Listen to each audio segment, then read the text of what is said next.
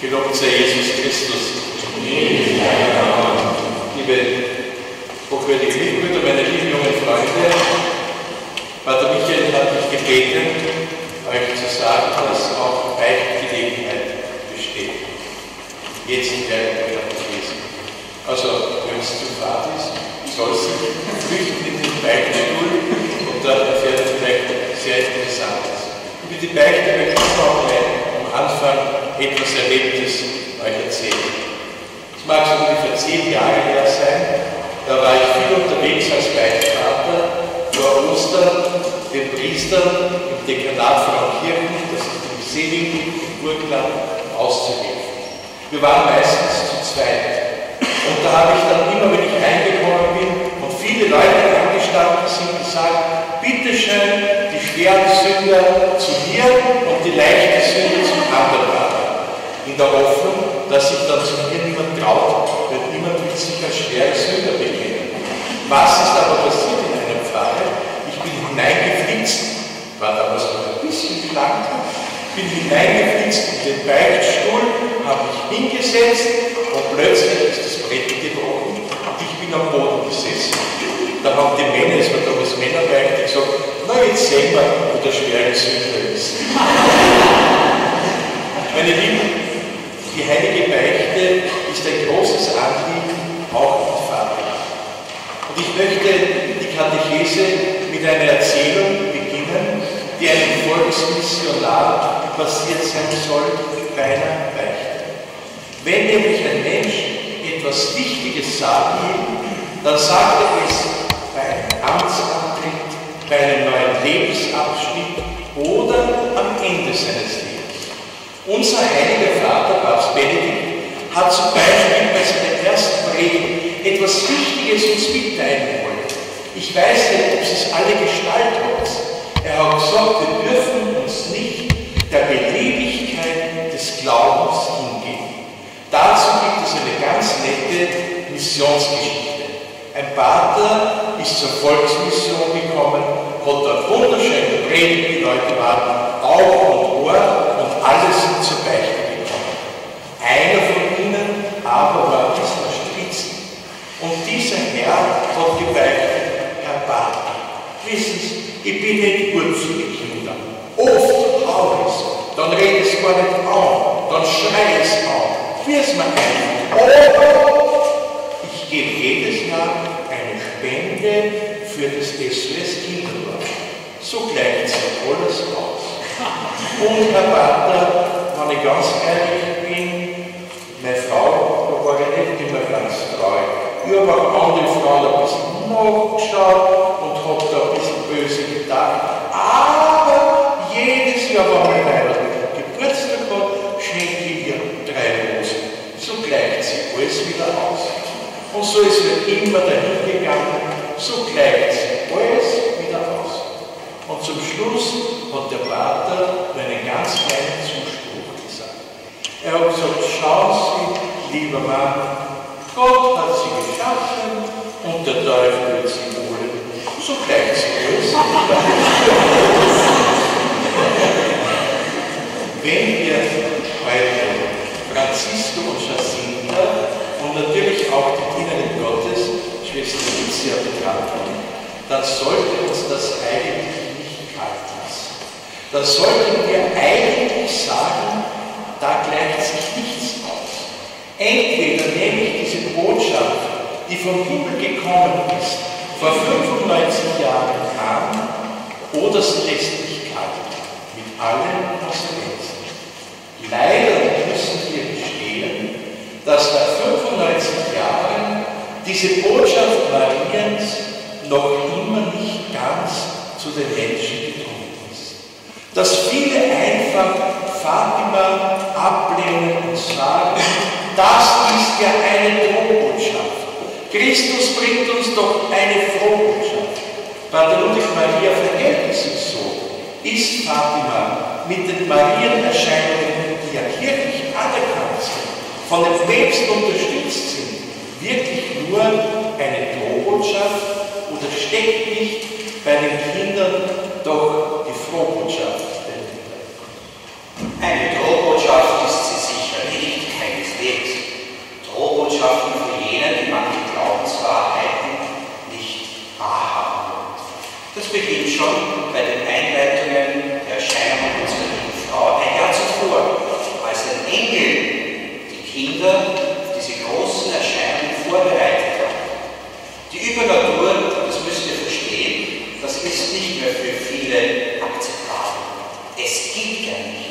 was ich sehe, das ist so, alles andere nicht. Da gehören nicht nur Gott hinzu, die Gottesmutter, da werden auch schon die heiligen Engel hinzugezählt, an die man nicht glauben muss und nicht glauben kann. Und gerade so haben die Erscheinungen begonnen. Ein Engel ist im Jahre 1916 in Rhein erschienen. Er hat sich auf den Boden gekniet, mit der Stirn so wie die Mohammedaner, den Boden aus Ehrfurcht vor der Gegenwart Gottes berührt und ein Gebet gesprochen, das lautet: Mein Gott, ich glaube an dich, ich bete dich an, ich hoffe auf dich und ich liebe dich. Ich bitte dich um Verzeihung für alle, die nicht an dich glauben, die dich nicht anbeten, die nicht hoffen und die dich nicht lieben. Dreimal hat der Engel dieses Gebet gesprochen. In diesem kurzen Gebet sind viele Dinge enthalten. Denn später hat der Engel auch noch die heilige Eucharistie ihnen gezeigt. Da plötzlich begannen die Kinder zu verstehen. So geht es uns auch euch, auch uns immer wieder. Vielleicht, wenn wir 90, 100 Jahre alt werden, auch noch so, dass vor Gott, vor der Eucharistie, wir ein Niemand sind. Wir entdecken, dass wir wirklich nur ein Geschöpf sind. Und deshalb, aus Liebe zu ihm, bete ich Gott. Und das ist für viele schon ein Fremdwort. Aber nur mit der Demut öffnet sich unser Herz, wird unser Herz offen für Gott. Ja, der Engel hat aber noch mehr gesagt. Er hat auch die allerheiligste Dreifaltigkeit gezeigt und dass sie viel beten und opfern mussten. Und stellt euch vor, diese Kinder, 7, 9 und 10 Jahre alt, haben das sofort umgesetzt. Jeden Tag, alles was möglich war, haben sie benutzt, um ihre Liebe zu Gott zu zeigen. Sie haben auf gutes Essen verzichtet, sie haben sich viele Dinge angeeignet, um für die Sünder Opfer zu bringen, weil viele, wie die Mutter Gottes später gesagt, in die Hölle.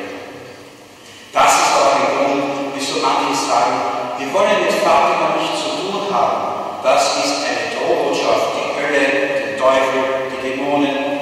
Das gibt es nicht mehr. Das ist aus der Mittelalter. Keineswegs. Bei ihrer Erscheinung im Juli 1917 hat die Gottesmutter ihnen diese Wahrheit aufgezeigt. Sie wären fast vor Schreck gestorben. Denn zuvor hat etwas Schönes stattgefunden. Und das möchte ich euch noch kurz sagen.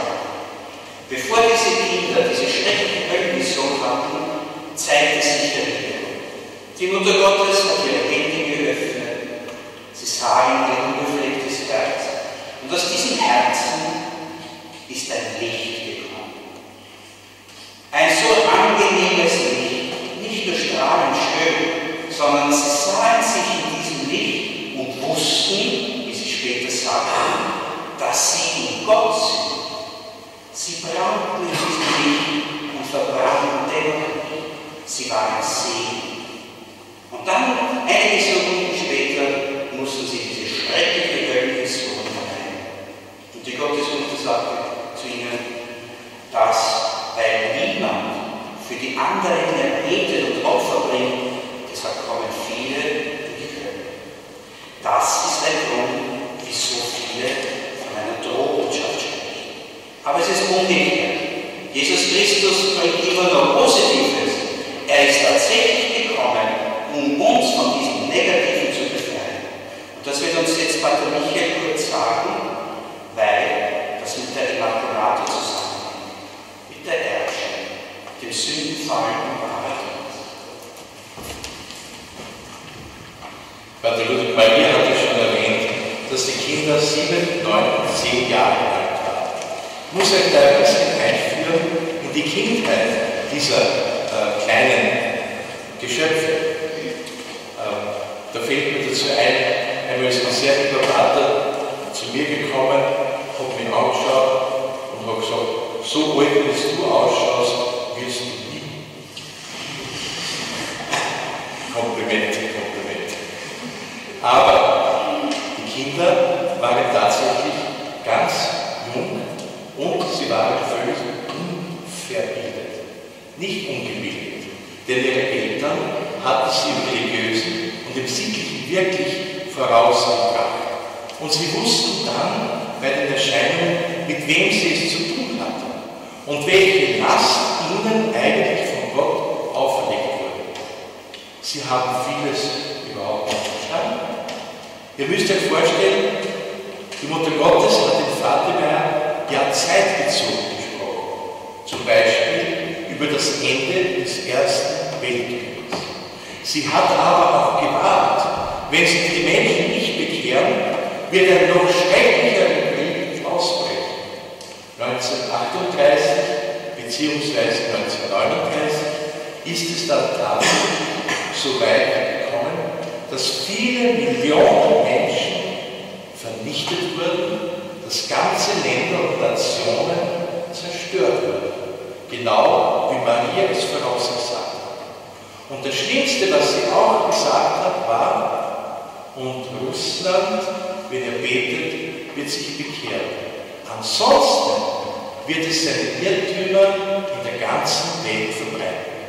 Da gibt es eine sehr heitere Geschichte, die habe ich vom Postulator für die Segensprechung der Kinder erfahren, Pater Luis Konda, der leider vor einigen Jahren hochbetagt verstorben ist. Und er hat herausgefunden, die Kinder haben mit dem Wort Russland überhaupt nichts anfangen können. Russland, das war für sie völlig fremd. Was ist Russland? Und nach der Erscheinung, als die Kinder dann nach Hause gegangen sind, haben sie diskutiert. Die Russland, das ist ja der Esel von unserem Nachbarn. Die heißt Russland. Aber dass sie der Esel bekehren müssen, dass der Irrtümer verbreiten wird, versteht ihr, was ich erzähle? Ihr seht damit, dass die Kinder völlig unschuldig waren, dass die Mutter Gottes auf einem guten Erdreich, das noch nicht vergiftet war, gesät hat und dass die Botschaft, die sie uns geben wollte, direkt und ohne Filter zu uns gekommen ist. Eine der größten Anliegen Mariens war, warum ist sie in Fatima erschienen? Erstens, um den Menschen zu helfen, auch um die Menschen zu warnen, um sie zu Gott hinzuführen. Und sie sagt schließlich, Jesus will die Verehrung des unbefleckten Herzens in der Welt begründen. Meine Lieben, denkt daran, was das Herz eines Menschen ausmacht. Man braucht das Herz nicht, einen Menschen herauszureißen, dass er stirbt. Vielleicht seid ihr alle schon einmal von Herzen gestorben. Wenn auch jemand getäuscht hat, wenn auch jemand gedroht hat, wenn jemand zu euch wirklich wahrscheinlich und böse gewesen ist, wenn ihr Unrecht habt erleiden müssen, das geht zu Herzen. Das tut da drinnen weh und das kann man niemandem anderen mitteilen. Denkt daran, was Maria gelitten hat und bis heute für jeden Einzelnen von uns leidet. Maria kann es von Herzen nicht ertragen, wenn einer von euch, wenn überhaupt ein Mensch verloren geht. Darum die Höllenvision. Darum die Warnung. Ihr müsst beten, den Rosenkranz beten. Ihr müsst euch bekehren. Ihr müsst zu Gott zurückfinden, damit ihr nicht verloren geht. Das ist das mütterliche Herz. Das unbefleckte Herz, das im größten Glück des Himmels wohnt und trotzdem unser Leiden teilt. Und darum ist eine der wichtigsten Botschaften von Fatima und eine der großen Herausforderungen für jeden Einzelnen von uns, auf das unbefleckte Herz Mariens zu schauen, sie zu trösten, ihr durch Brustübungen, durch gute Werke, durch die heilige Beichte, durch ein gutes religiöses Leben einen Dienst zu tun und sagen, Mutter Gottes, schau, ich bemühe mich so von Herzen. Du bist doch meine gute Mama im Himmel. Auf dich vertraue ich und auf dich baue ich und mit dir gehe ich. Wäre das nicht ein Lebensziel? Dort beginnt die Botschaft der Kinder von Fatima. Die Kinder haben es so ernst genommen für ihr persönliches Leben mit Bußübungen. Francisco hat zum Beispiel von ganzem Herzen Jesus, den Heiland, trösten wollen.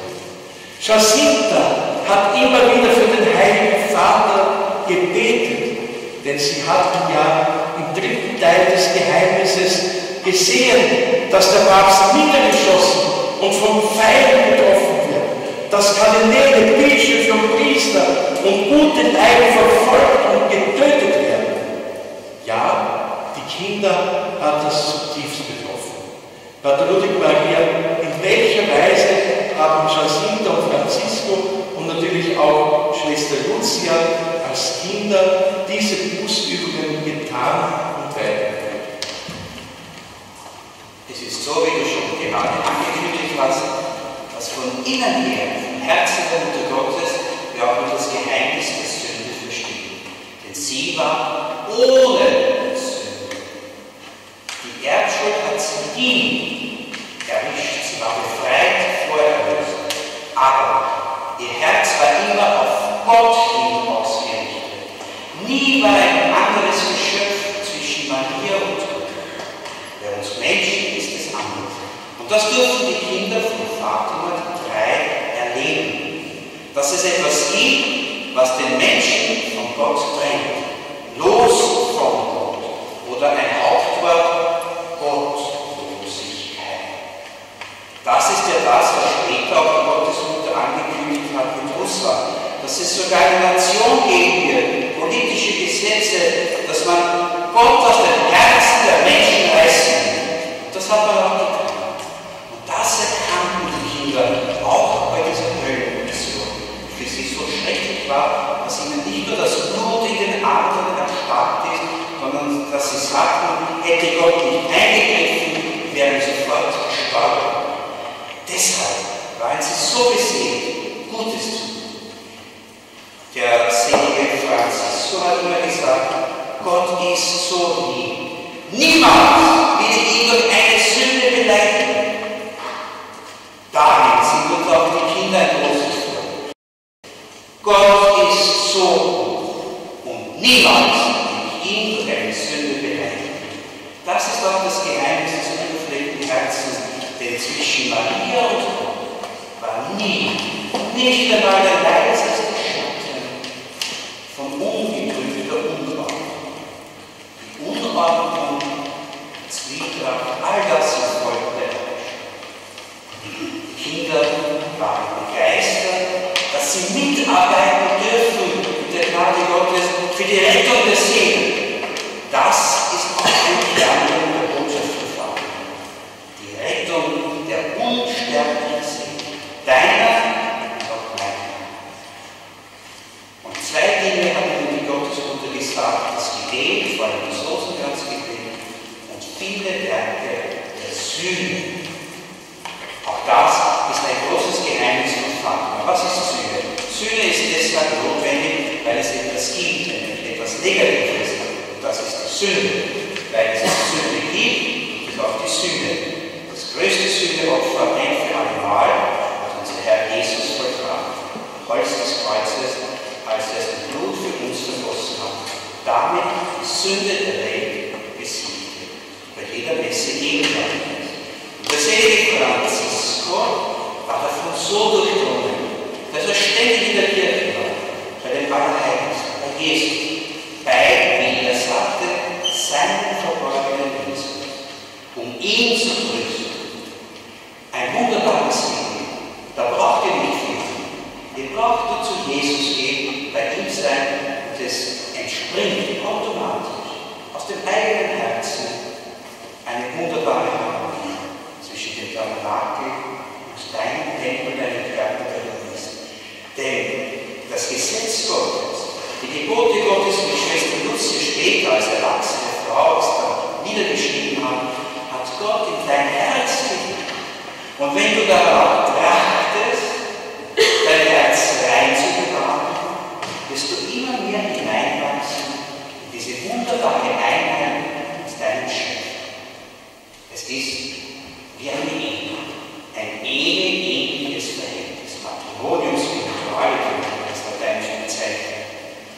Die Kinder hatten schon etwas davon geschenkt bekommen, von dieser wunderbaren Gnade. Deshalb haben sie so viel gebetet und Buße getan, um die Rettung der unsterblichen Seele. Jacinta hat aber noch vor ihrem Tod, bevor sie in Lissabon operiert worden ist, noch für die Priester das hinzugefügt, das uns Pater Michael jetzt noch erörtert hat. Der liebe Gott hat mit jedem von uns etwas vor. Ich war am 13. Mai 2000, ohne es getan zu haben, in Fatima, bei der Seligsprechung der beiden Seelenkinder. Ich kann es gar nicht schildern, wie es war. Eine Familie hat am Petersplatz nach einer Privataudienz beim Selig Johannes Paul beide ohne miteinander vorher zu sprechen beschlossen. Jetzt haben wir diese schöne Audienz gehabt. Wir verzichten auf die Reise nach Fatima und schenken es dem Pater Michael. Und so bin ich wieder Ochs zu einem Kind gekommen und ich durfte teilnehmen. Und das Ganze hat auch Früchte getragen. Während der Seligsprechung, Selig Johannes Paul II, das ist heute von mir, ungefähr diese Entfernung zur letzten Reihe, wo es dort sitzt, und die Dienerin Gottes, Schwester Lucia, hinter ihm, sind ganz genauso vor mir gesessen und nach der Heiligen Kommunion, auf einmal habe ich geglaubt, ich habe einen Vogel. Der Mitbruder, der mich begleitet hat, zu dem habe ich gesagt, ich glaube, ich war Sonnenstich, es war ein bisschen heißer sogar als heute. Warum? Plötzlich hatte ich die innere Eingebung, ihr müsst für eure Priester beten, ihr müsst viel beten, ihr müsst für jeden Einzelnen beten. Dass jeder wie ein Patenonkel oder wie ein Papa, wie eine Mama einen Priester übernimmt und für ihn jeden Tag ein Gebet betet, ganz auf freier Wahl. Es hat ein, zwei Jahre gedauert, bis das Ganze dann gereift ist. Und bis heute wächst das Priestergebet noch immer. Die Zentrale ist in Eisenstadt, sind fast 15.000 Leute schon dabei. Also für die Priester wird sehr, sehr viel gebetet, könnte natürlich noch mehr sein. Aber es sind auch viele junge Leute dabei. Der liebe Gott hat mit jedem etwas vor. Damit habe ich begonnen. Da fällt mir eine schöne Geschichte ein von drei Klosterschwestern. So ist das erzählt. Also es waren einmal drei Klosterschwestern. Ich habe Schwester aus Indien, der Frau Kirche gebracht. Inzwischen, also heuer werden es schon 8 Schwestern sein. So wunderbar, was die Dienste. Aber ich liebe die Schwestern und darum darf ich so einen bösen Witz erzählen. Das ist nicht böse. 3 Klosterschwestern kommen zusammen, sagt die eine, ach, ich möchte so gern eine Kerze am Altar sein und mich für den Heiland still und leise verbrennen. Sagt die andere, ach, ich möchte so gern eine Blume am Altar sein, möchte blühen für meinen Heiland, wenn er gegenwärtig wird und ihn von ganzem Herzen freuen. Und die 3. Klosterschwester sagt, und ich wäre so gern das Evangelienbuch. Sagt, ja, wieso das Evangelienbuch? Ja, da würde ich jeden Tag von Herrn Kaplan küssen. Der liebe Gott hat jedem von uns etwas vor, das will diese Geschichte auch ausdrücken. Wir haben eine Zukunft. Und so war es auch bei den Kindern von Fatima. Der liebe Gott hat mit ihnen Großes vorgenommen. Jetzt wird sie sagen, was war da Großes? Francisco ist 1919 schwer erkrankt an der spanischen Grippe. Und nachdem er so viele Bußübungen für die Sünder und aus Liebe zum Heiland vollbracht hat, war sein Körper ziemlich geschwächt. Und man wusste, der Bub mit 10 Jahren, er kommt nicht mehr auf die Füße. Und die Leute, die zu ihm gekommen sind, vor seinem Sterben, die haben alle bezeugt, wenn man in das Zimmer dieses Kindes gegangen ist, dann hat man sich gefühlt wie in einer Kirche. So eine heilige Atmosphäre hat dieses Kind ausgestrahlt.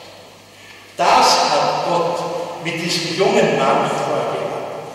Obwohl sein Leben nur ganz kurz gedauert hat, obwohl er nichts Großes geleistet hat für die Kirche, unter Anführungszeichen, so hat doch dies Gott mit ihm vorgehabt, dass die Menschen etwas von dem Heiligen spüren, dass etwas herüberkommt. Meine Lieben, Frage an euch, denkt einmal nach, ob wir noch heilige Orte haben, ob wir noch Plätze haben, die wir für uns heilig halten. Habt ihr noch einen Herrgottswinkel zu Hause? Eine Stelle, wo kein Fernseher dröhnt, wo kein Lautsprecher läuft. Habt ihr noch einen solchen heiligen Ort in eurem Haus? Die kleine Lucia hatte eine andere Berufung. Sie ist 1920 erkrankt, am Bauchfellentzündung. Auch sie war recht schwach und sie musste Abschied nehmen von ihrer Heimat im Vaterland und wurde nach Lissabon gebracht. Ihr müsst euch vorstellen, was das für ein kleines Mädchen bedeutet hat. Nie mehr die Mutter zu sehen, nie mehr den Papa zu sehen, nie mehr die Cousine zu sehen. Der Bruder hat sie schon kurz vorher verloren. Und jetzt schwer krank, mit größten Schmerzen nach Lissabon. Ja, damals war die operiert, das noch nicht so wie heute. Ich bin in den letzten paar Jahren oft operiert worden, in der Boy, Bruchhaus operiert. Ich bin schon hinten und vorne zusammengeflickt und da legt man sich hin, in der Spritze, schlägt ein, aber der Mund und die Stunde zum, nächsten Tag hat es das gespürt. Damals gab es noch nicht diese Narkosemittel wie heute, da war man noch in der Forschung. Und der Arzt, der das Kind operiert hat sich noch Jahrzehnte später an sie ganz persönlich erinnert. Die anderen Kinder haben geschrien, weil er mit seinem weißen Mantel reingekommen ist. Jacinta blieb dagegen ganz ruhig. Auch bei der Operation, als sie einige Rippen entfernt wurden, hat sie nichts gesagt. Sie hat alles für Jesus aufgeopfert. Und sie hat sich getröstet mit Erscheinungen der Mutter Gottes. Und ich glaube, neben Fatima war das für mich am tiefsten und am berührendsten in meinem ganzen priesterlichen Leben bis jetzt. Dort in dem Waisenhaus, wo die kleine Jacinta untergebracht war ja ganz warm. Dort ist die Mutter Gottes zu ihr gekommen, in das Krankenzimmer. Und sie hat ihr gesagt, ihr müsst für den Priester beten. Und der Priester soll sich nur um priesterliche Dinge kümmern und nicht um andere weltliche Sachen. Und sie hat eigentlich dort das Priestergebet schon voraus begründet. Was mich aber am meisten berührt hat in meiner Beziehung zu Maria war, Maria nimmt sich einen Stuhl, der steht dort noch in diesem Zimmer und setzt sich wie eine gute Mama zum Krankenbett des Kindes und tröstet sie. Und ich glaube, das ist eine der Hauptbotschaften, die uns Fatima bis heute sagen will. Die Mutter Gottes hat euch so lieb, in jeder Situation, in der ihr lebt, in jeder Gefahr, in der ihr steht. Wenn ihr noch euch so verloren fühlt und noch so missverstanden und ungeliebt glaubt, da ist sie. Da nimmt sie den Stuhl, sie nimmt den Sessel und setzt sich zu deinem Krankenbett des Herzens und sagt, mein Kind, es gibt keinen Grund zu verzagen. Ich bin doch bei dir. Du hast die große Chance, das, was dir wehtut, das, was dich Sorge bereitet, das, was dich schmerzt, Gott aufzuopfern. Schon im Alten Testament heißt es, Was sollen wir Gott geben, was er nicht hätte? Ihm gehört ja alles. Er hat alles erschaffen. Nur eines können wir ihm geben. Unsere Liebe. Das, was uns schwerfällt. Das, was uns Mühe bereitet. Dort, wo wir wirklich an einem Kreuz angeheftet sind. Jesus, ich liebe dich. Jesus, ich vertraue auf dich. Mutter, verlass mich. Pater Ludwig Maria, die Botschaft von Fatima geht heute in die ganze Welt hinein. Könntest du uns ein bisschen motivieren, dass wir diese Botschaft von ganzem Herzen annehmen können? Die Motivation dazu geht uns ebenfalls die Heiligen, denn sie haben nicht nur äußere Leiden, sondern auch innere Leiden zu bestehen gehabt. Ihre Motivation war die Liebe.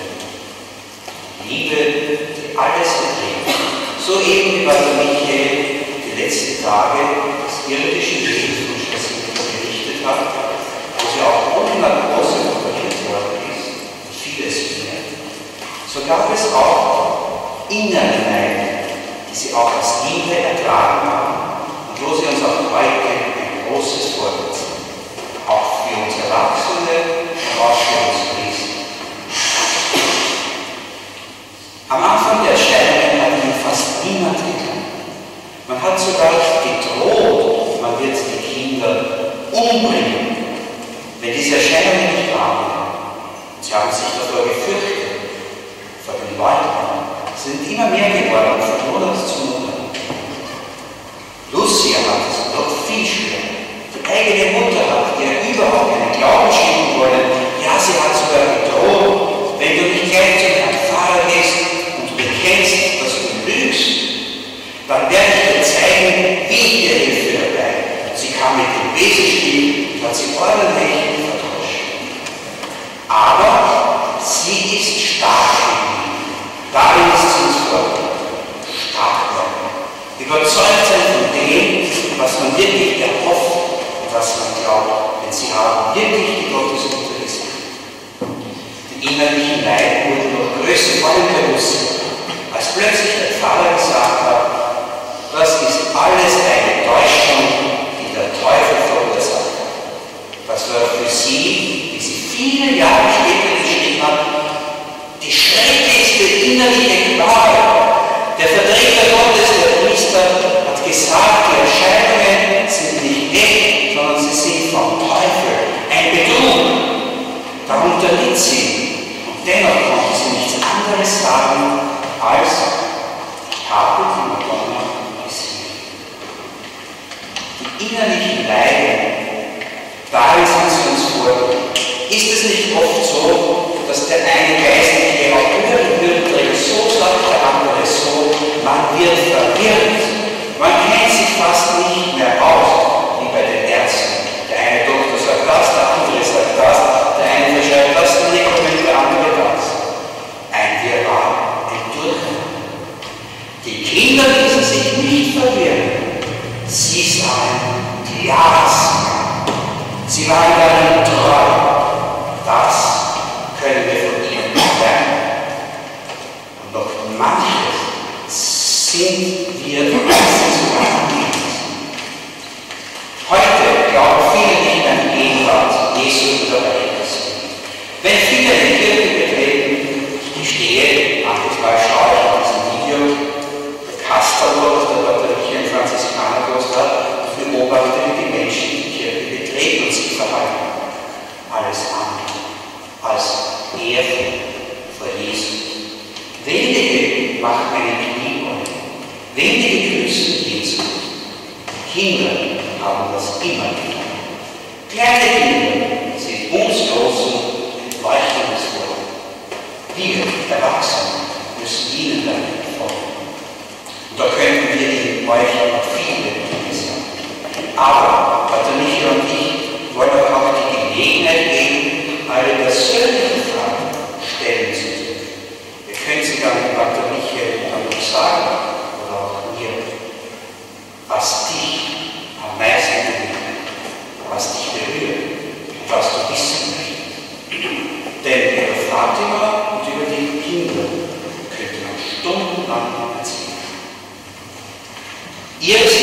unglaublich geworden, was ihnen Gewalt vom Staat angetan worden ist. Heute bestimmt der Staat auch bis tief in unsere Familien. Es geht um das Recht oder das Unrecht der Kinder im Mutterleib. Gott sagt etwas anderes als der Staat. Die Kinder haben niemals die staatlichen Autoritäten gehorcht, wenn sie gegen Gottes Gebot waren. Auch als der Statthalter von Villanova de Gourlay, der Bezirkshauptstadt, die Kinder eingesperrt hat, in den Kerker geworfen, 7, 9 und 10 Jahre alt, gedroht hat, sie mit siedendem Öl zu siegen. Sie blieben treu. Sie haben sogar gesagt, dann sterben wir lieber, als dass wir unter Gottes untreu werden. Welch ein Vorteil, welcher hohe Schulgrad auch für uns Christen und Gottesleute, hier treu zu sein. Gott Michael, es ist immer gut, einen guten Abschluss zu bekommen. Und der beste Abschluss, das ist der Herr und seine heiligste Mutter. Pater Luther Maria hat angesprochen, dieses Gefängnis Villanova de Gourlay. Ich muss ja ehrlich sagen, ich schaue zwar nicht so aus, weil ich ja voll schlank bin, also ich bin ja voll geschlagen, aber ich bin mit Miss Marple, ich habe sie wahrscheinlich schon im Fernsehen gesehen. Und jedes Mal, wenn ich in Fatima gewesen bin, habe ich neue Dinge erforscht. Zum Beispiel keine Milchreise fährt nach Villanova de Gourlay, um dort das Gefängnis zu sehen, das noch immer existiert. Pater Luther Maria hat es ein bisschen übertrieben, aber der hat wirklich gut aufgeführt und von einem Kerker gesprochen. Nein, das ganze Ort dort im Rathaus ist ein großer Kosten, so wie da das Kloster ungefähr, ein großer Kasten, und ein Raum davon war vergittert und dort drinnen war das sogenannte Gefängnis, eine Bewahrungsanstalt. Das Lustige war nur dabei, dass die Kinder einfach zu solchen Landstreichern, zu Taschendieben und so weiter, die halt auch dort gefangen gehalten wurden, gesteckt worden sind. Das Ganze war am 13. August 1917. Es wurde den Kindern vorgetäuscht, sie würden mit dem Auto zur Erscheinungsbühne gebracht, in Wirklichkeit sind sie entführt worden. Also ein strafrechtlicher Tatbestand vom Bezirkshauptmann und damals, der ja Freimaurer und Kommunist war. Und dann sind die Kinder festgehalten worden und, wie bei der Luther Maria schon gesagt hat, bedroht worden mit dem Leben. Sie werden in siedendem Öl gekocht und wenn sie nicht die Geheimnisse verraten und. Was haben die Kinder gemacht? Sie sind hergegangen, haben eine Medaille an einen Nagel aufgehängt und die kleine Erzieher, diese mit 10 Jahren, das kleine Mädchen, hat angefangen, den großen Kranz zu beten. Und auf einmal haben die ganzen Verbrecher, keine Schwerverbrecher, sogar kleine Gauner, haben mitgebetet den großen Kranz. Na, probiert's das einmal. Ich war bei Gefängnisseelsorge festgestellt, ich sage sehr gerne. Also der Rosenkranz hat nicht zusammengebracht, aber die kleinen Kinder haben das zusammengebracht. Und die Kinder sind damals wirklich in Todesängste gewesen. Und ich glaube, damals haben sie den heroischen Jugendrat für die Seligsprechung erwartet. Denn die Seligsprechung für die Kinder war gar nicht so einfach. Es musste sogar ein kirchliches Gesetz geändert werden.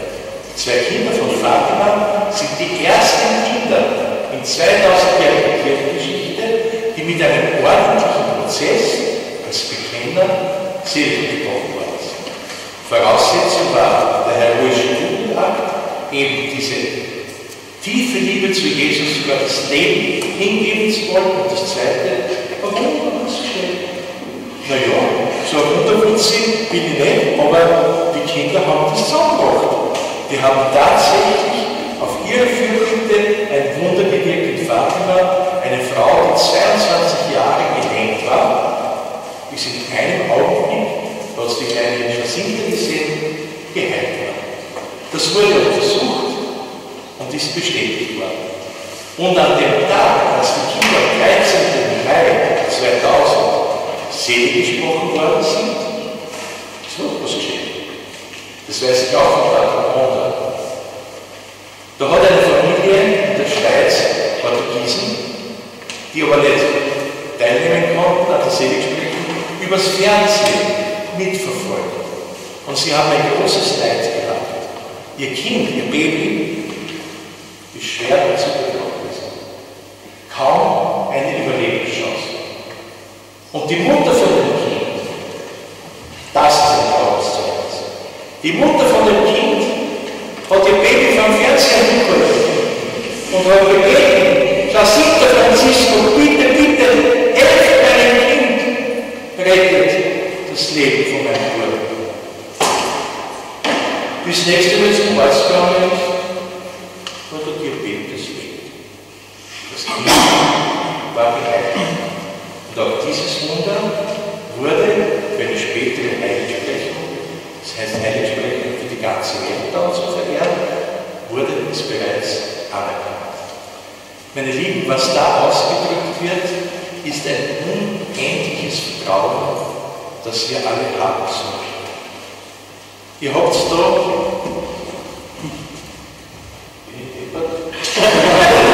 habe schon vorher gesehen, Heiland, was versteckst du dich von mir? Ihr habt da den barmherzigen Heiland von der heiligen Schwester Faustina. Und da steht drunter dieses große Glaubensbekenntnis. Jesus, ich vertraue auf dich. Wenn ihr die Botschaft von Vater annehmen wollt, wenn ihr versucht, sie zu leben, dann habt ihr dort die Antwort. Jesus, ich vertraue auf dich. Egal was passiert, egal was du zustößt, Jesus, ich vertraue auf dich. Und diese Botschaft wollen wir euch heute mitgeben, diese Zuversicht und die Fürbitte der seligen Kinder von Fatima. Und wenn ihr noch einige Fragen habt, wir können sie beantworten, dann tun wir es gerne. Aber 3 Dinge möchte ich gleich vorbereiten und ausschließen. Ihr seht, der Franziskanerbart hat immer 3 Knöpfe an seinem Strick. Seht ihr? Und manche sagen, wenn sie sehr fromm sind, das ist Gehorsam, Armut, Keuschheit. Das sind die 3 Gelübde. Und wenn die Leute bei mir, die noch in Frauenkirchen waren, zu neugierig waren oder auch wissen wollten, habe ich ihnen immer gesagt, 3 Dinge dürft ihr nie fragen. Wie alt bist du? Wie schwer bist du? Und hast du eine Freude? So, ihr könnt also aus diesen 3 Fragen mitbeantworten. Gewicht weiß ich heute aktuell nicht, aber es ist 3-stellig, das vermute ich sehr stark.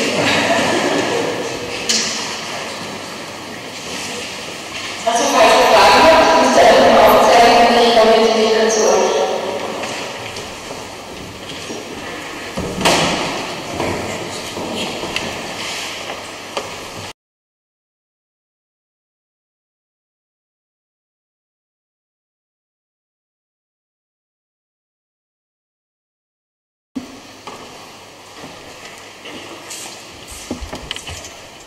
Ja, das scheint, also die Gottesmutter einige Gespräche Fatima für die Prophezeiung her. Der Heilige Vater soll mir das unterhalten. Ich möchte fragen, wie weit ist das in der Weltlichkeit schon gezogen worden, dabei losläuft und die ganze Bildungsmöglichkeit zu annehmen. Und es wird auch vorausgesagt, der Heilige Vater wird früh zu weit kommen. Das sagt Tafel unserer Leitzeiten Mai 1982, wie weit steht das im Zusammenhang mit dieser Voraussage?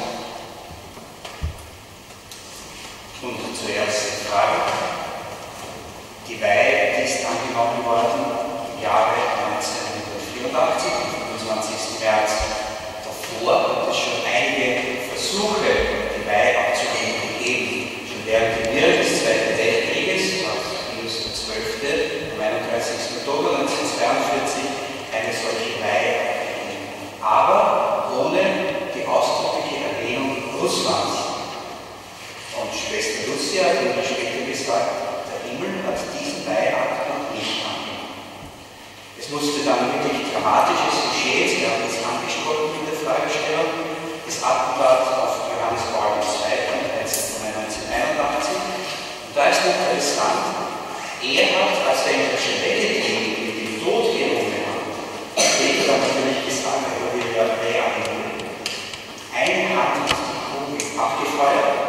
andere, nämlich die Hand Mariens, hat sie abgehalten. Der Papst hat wirklich mit dem Tode gerungen und stand in der Schwere. Er war klinisch tot, ja. Man wollte ihm auch schon die Krankensagen spenden und vor allem wollte man sagen, der Öffentlichkeit der Papst hat. Es ist anders gewesen. Das Spital war schon vorbereitet. Der Papst ist tot. Das Spital war vorbereitet. Der Papst war wirklich tot. Ja, jedenfalls, als der Papst dann wieder ins Leben zurückgekommen ist, da hat er sicher die Mutter Gottes zurückgeschickt, hat er sich wenige Tage später mit der Botschaft von Fatima eingehend beschäftigt. Und er, wie er später sagte, erkannte darin auch sein persönliches Lebensschicksal. Und der hat dann versucht, diese Bitte der Gottesmutter ernst zu nehmen und hat im Jahre 82 diese Weihe vollzogen. Aber er hat auch nicht Russland ausdrücklich erwähnt. Erst 85. Und er hat dann später sich bei Schwester Lucia erkundigt, ob jetzt der Himmel einverstanden ist. Und nach dieser Weihehandlung im Jahre 84 hat Schwester Lucia gesagt, ja, der Himmel hat diese Weihe angenommen. Und wie wir wissen, 5 Jahre später, 89, kam auch die große Welle in Musik. Diese Bitte ist erfüllt. Es gibt immer wieder Leute, die sagen, nein, die Weihe muss noch einmal vorgenommen werden. Nein, Schwester Lucia hat explizit wirklich gesagt, der Himmel hat diese Weihe angenommen. Da hat es eine große Welle gegeben. Aber wir, du und ich, wir müssen ihr unbeflecktes Herz verehren, indem wir jede Sünde lernen. Maria war sündelos, zwischen ihr und Gott war nichts. Darin, das müssen wir tun, jeder Einzelne, du und ich. Und das geht uns zur Ewigkeit. Habe ich diese Frage jetzt zumindest verständlich erklärt? Der Papst wird viel leiden. Wir müssen überdenken, das ist jetzt nicht personenbezogen, sondern amtsbezogen. Ist egal, ob der Papst jetzt Johannes Paul II. Heißt oder Benedikt XVI., der eine große Affinität als Nähe zu Fatima hat. Er hat ja das dritte Geheimnis und den dritten Teil des Geheimnisses ja als Prophet der Glaubenskongregation ausgelegt. Dann müssen wir das so sehen, der Papst wird viel zu leiden haben. Dann schaut sich heute an, was mit unserem Heiligen Vater aufgeführt wird. Wie frech die Medien sind, wie frech manche Politiker sind und wirklich demütigen für die ganze katholische Christenheit unseren Heiligen Vater demütigen und verachten. Ich glaube, hier ist ein großes Potenzial für beten müssen. Aber nicht nur die soeben erleben, sondern auch aus unserem Reich, was der Heilige Vater erdulden muss, aus den Reihen von uns Gottgeweihten, von den Gottesleuten, von Priestern. Auch hier ist ein großes, unermessliches Leid für den gegenwärtigen Heiligen Vater.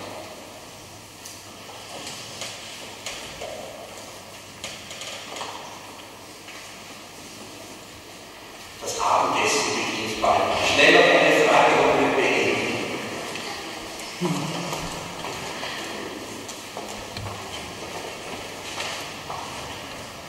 Ich habe eine Frage, das ist eine letzte Monat gegen das vorgegangen. Ich habe nicht wirklich den Eindruck gehabt, dass ich meinen Glauben an Jesus verloren habe. Und ich war schrecklich bekannt, das gefasst. Und ich muss sagen, heuer kommt es für dich ganz darauf an, dass ich wieder zu meinem Glauben zurückfinde. Sodass keiner das nicht so wie es ist für mich besonders. Ich meinen Glauben aufbauen muss. Das ist ein wunderschönes Zeugnis jetzt am Schluss gewesen. Ein junger Mensch, der zum Glauben zurückfindet. Das macht die Mutter Gottes. Sie hilft uns, sie bittet für uns arme Sünder und sie lässt uns nie im Stich. Es gibt vielleicht zum Abschluss eine ganz schöne Parabel vom heiligen Pfarrer von Graz. Er sagt einmal über die Mutter Gottes: Maria hat besondere Liebe zu den größten Sündern. Sie ist ja die gute Mutter, eine gute Mutti.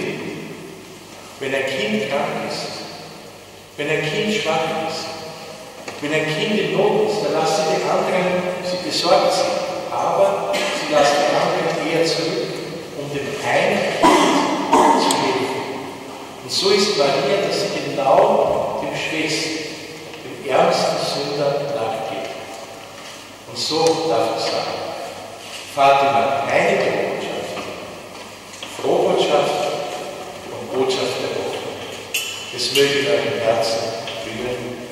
Amen. So wollen wir abschließend noch das Gebet des Engels beten. Ich bete laut für euch vor, indem wir zu Jesus zu Tabernakel schauen. Mein Gott, ich glaube, ich bete dich an, ich hoffe auf dich und ich liebe dich. Ich bitte dich um Verzeihung für alle, die nicht an dich glauben, die dich nicht annehmen, die nicht darauf hoffen, die dich nicht lieben. So segne euch auf die Fürsprache unserer lieben Frau von Fatima, der allmächtige Gott, der Vater und der Sohn und der Heilige Geist. Amen. Und jetzt im 17 Uhr ist das Essen. Guten Appetit.